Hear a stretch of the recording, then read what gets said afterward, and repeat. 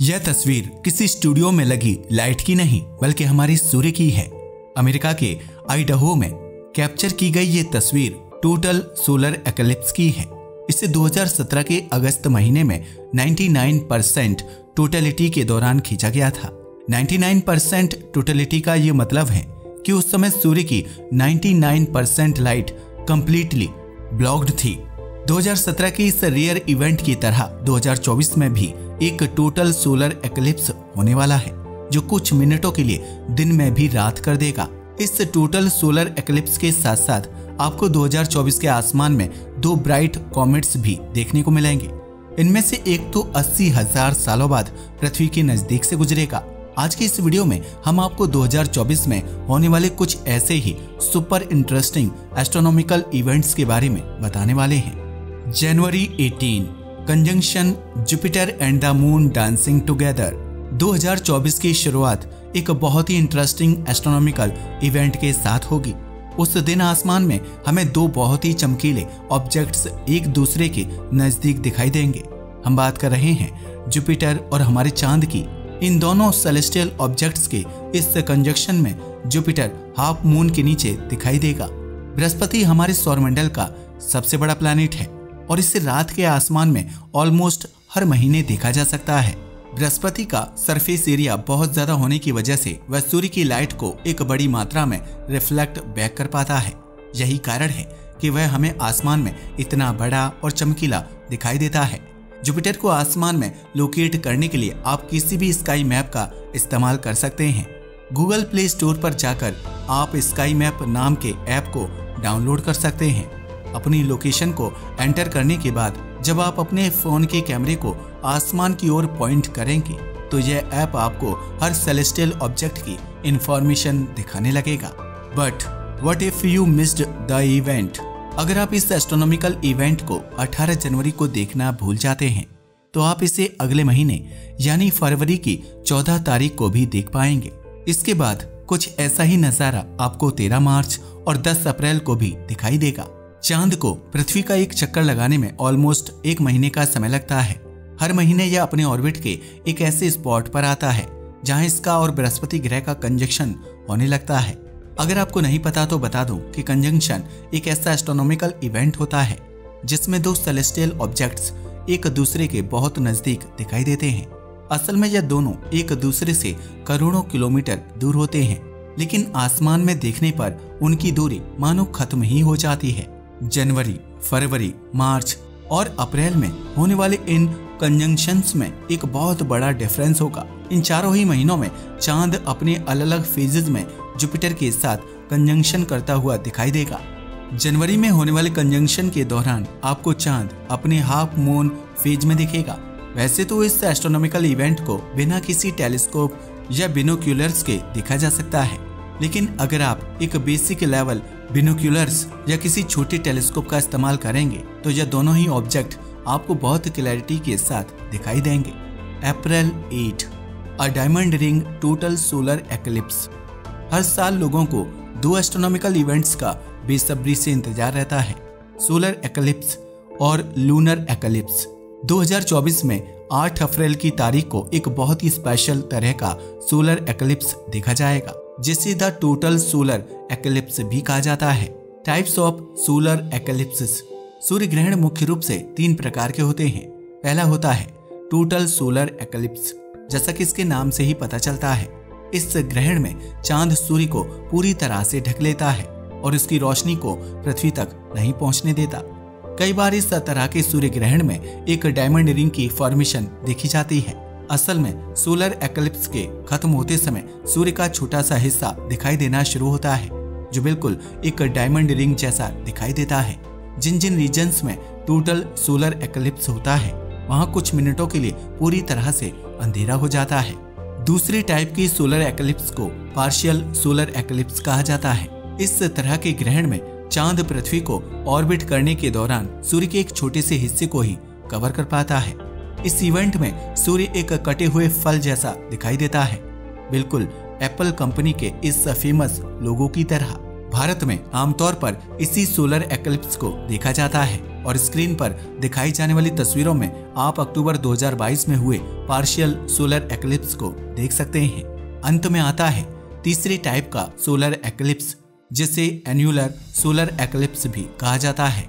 इस तरह के ग्रहण में चांद की वजह से सूर्य के आसपास एक रिंग की फॉर्मेशन हो जाती है, जिसे रिंग ऑफ फायर भी कहा जाता है। इस तरह का सोलर एक्लिप्स सिर्फ तभी देखा जाता है जब चांद अपने ऑर्बिट के सबसे दूर के पॉइंट पर होता है। इस साल अक्टूबर के महीने में एक ऐसे ही एन्युलर सोलर एक्लिप्स को अमेरिका में देखा गया था। अगले साल 8 अप्रैल को होने वाला टोटल सोलर एक्लिप्स भी अमेरिकन कॉन्टिनेंट्स में ही देखा जाएगा। यूएसए के 15 स्टेट्स, कनाडा के 5 स्टेट्स और मेक्सिको के 4 स्टेट्स इस टोटल सोलर एक्लिप्स का मजा उठा पाएंगे। When will the total solar eclipse happen in India? आमतौर पर सभी सूर्य ग्रहणों को लाइव टेलीकास्ट किया जाता है, जिससे आप इंडिया में बैठे रहकर भी इस पूरे इवेंट को देख पाएंगे। अगर आपको टोटल सोलर एक्लिप्स इंडिया में लाइव होते हुए देखना है तो आपको 20 मार्च 2034 तक का इंतजार करना पड़ेगा। ये वो तारीख है जब सालों बाद इंडिया में वापस से टोटल सोलर एक्लिप्स देखा जाएगा। 21 अप्रैल, a bright comet 3 times the size of the Mount Everest passes close to Earth। अप्रैल के महीने में सोलर एक्लिप्स के साथ साथ आपको एक और बहुत रेयर एस्ट्रोनॉमिकल इवेंट देखने को मिलेगा। हम बात कर रहे हैं कॉमेट 12P/पोन्स-ब्रूक्स की, जो पृथ्वी के आसमान में बहुत ब्राइट होता हुआ दिखाई देगा। वैज्ञानिकों के मुताबिक यह कॉमेट माउंट एवरेस्ट के साइज से भी 3 गुना ज्यादा विशाल है। यह एक क्रायोवॉल्केनिक कॉमेट है जो मुख्य रूप से बर्फ, धूल और गैस से बना हुआ है। क्रायोवॉल्केनोस एक विचित्र तरह के ज्वालामुखी होते हैं जो ठंडे स्पेस ऑब्जेक्ट्स पर पाए जाते हैं। जिस तरह से हमारी पृथ्वी पर मौजूद ज्वालामुखी लावा और गर्म गैसेस को बाहर उगलते हैं, वैसे ही यह क्रायोवॉल्केनोस अपने अंदर से बर्फ, पानी और ठंडे मटेरियल्स को बाहर निकालते हैं। यह सुनने में भले ही विचित्र लगे, लेकिन ऐसा हमारे सौरमंडल के एक्स प्लैनेट प्लूटो पर भी होता है। 2023 में वैज्ञानिकों ने इस कॉमेट पर कई सारे आउटबर्ट्स को ऑब्जर्व किया था। इसके साथ साथ ये भी नोटिस किया जा रहा है कि इसकी ब्राइटनेस में बहुत तेजी से बढ़ोतरी हो रही है। मार्च 2024 में यह कॉमेट सूर्य के नजदीक आना शुरू हो जाएगा। जैसे जैसे सूर्य से इसकी दूरी कम होगी, वैसे वैसे इसकी रफ्तार बढ़ती जाएगी। रफ्तार बढ़ने के साथ साथ इसकी ब्राइटनेस में भी एक बहुत बड़ा चेंज आएगा और आसमान में हमें इसकी पूंछ दिखनी शुरू हो जाएगी। जब भी कोई कॉमेट सूर्य के नजदीक से गुजरता है तो सूर्य की गर्मी उसकी बर्फ को पिघलाना शुरू कर देती है। इसी बर्फ के छोटे छोटे पार्टिकल्स हमें कॉमेट की पूंछ के रूप में दिखाई देते हैं। 12 अप्रैल को पोन्स-ब्रूक्स आसमान में जुपिटर के बहुत नजदीक से गुजरेगा। यह एस्ट्रो फोटोग्राफर्स के लिए एक बहुत अच्छा मौका होगा, क्योंकि वह इन दोनों ऑब्जेक्ट्स को एक साथ आसमान में कैप्चर कर पाएंगे। जुपिटर के नजदीक से गुजरने के बाद 21 अप्रैल को यह कॉमेट अपनी पीक ब्राइटनेस पर पहुंचेगा। यह इसे देखने का सबसे अच्छा मौका होगा और कुछ इलाकों में तो यह बिना किसी टेलीस्कोप के भी देखा जा सकेगा। अगर आप यूएसए, कनाडा या मेक्सिको के किसी भाग से इस वीडियो को देख रहे हैं तो 8 अप्रैल को होने वाली सोलर एक्लिप्स के दौरान भी आप इस कॉमेट को देख पाएंगे। May 4, the ETA Aquarius meteor shower. Astronomical events की बात हो और मीटियोर शावर की बात ना हो, ऐसा तो हो ही नहीं सकता। हर साल हमें कई सारे मीटियोर शावर्स देखने को मिलते हैं जो अलग अलग कॉन्स्टेलेशंस की दिशा में दिखाई देते हैं। ऐसा ही एक मीटियोर शावर मई के महीने में भी देखने को मिलेगा। ETA Aquarius नाम का यह मीटियोर शावर एक्वेरियम नाम के कॉन्स्टेलेशन की दिशा से आता हुआ दिखाई देता है। वैसे तो यह इवेंट कई दिनों तक आसमान में एक्टिव रहेगा, लेकिन इसे देखने की बेस्ट तारीख 4 मई होगी। इस दिन चांद अपनी क्रेसेंट फेज में होगा, जिससे आसमान काफी डार्क दिखाई देगा। ऐसे में आप छोटे से छोटे मीटियोर्स को भी आसानी से नोटिस कर पाएंगे।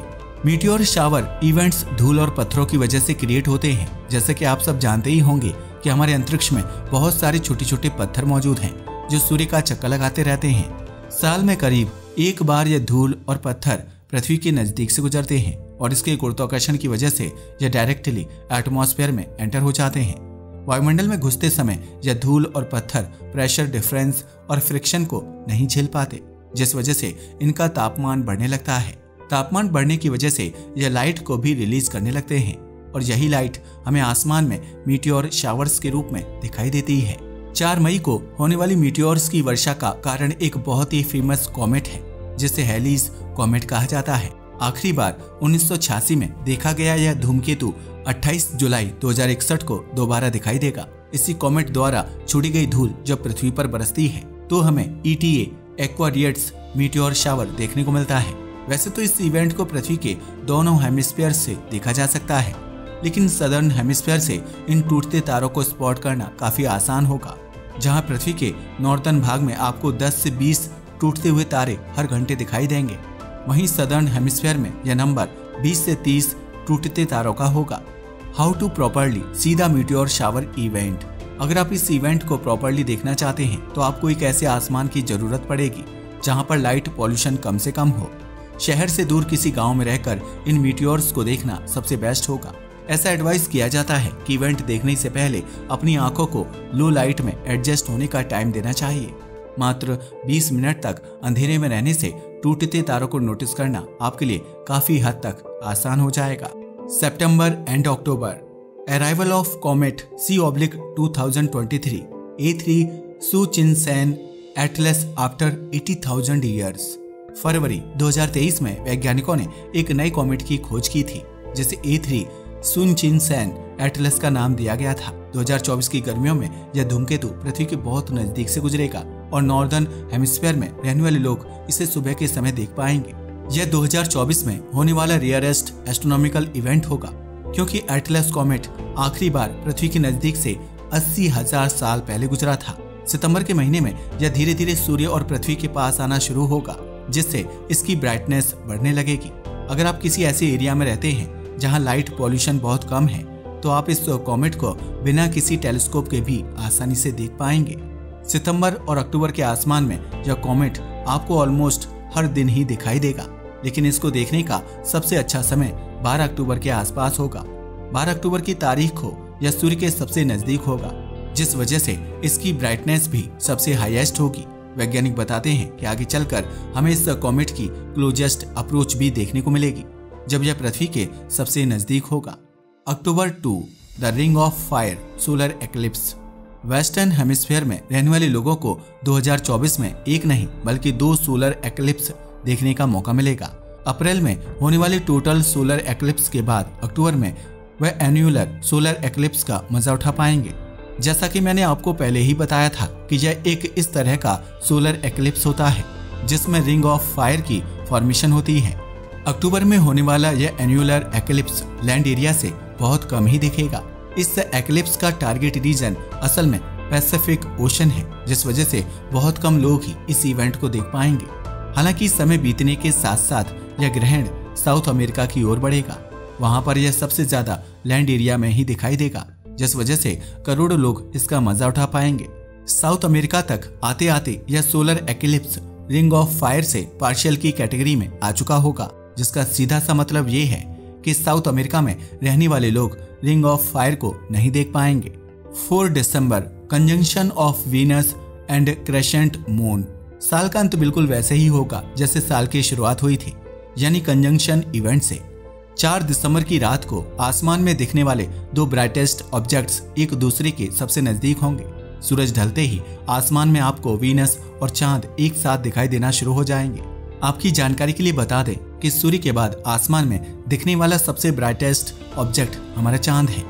अगर बात करें चांद के बाद आने वाले ब्राइटेस्ट ऑब्जेक्ट की, तो सबसे ऊपर गिनती होती है शुक्र ग्रह की। पृथ्वी के सबसे नजदीक मौजूद होने की वजह से यह ग्रह आसमान में बहुत क्लियरली स्पॉट किया जा सकता है। नजदीक होने के साथ साथ यह ग्रह हमारे सौरमंडल का सबसे गर्म ग्रह भी है, जो इसके ब्राइट दिखने का एक और मेजर कारण है। 4 दिसंबर की शाम को सूर्य ढलने के बाद आप इन दोनों ही ऑब्जेक्ट्स को क्लियरली आसमान में देख पाएंगे।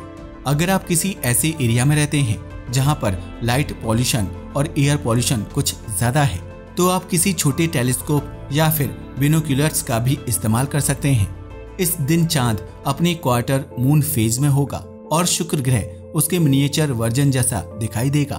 2024 का साल स्टार गेजर्स और एस्ट्रोनॉमी में इंटरेस्टेड लोगों के लिए बहुत ही इंटरेस्टिंग होने वाला है।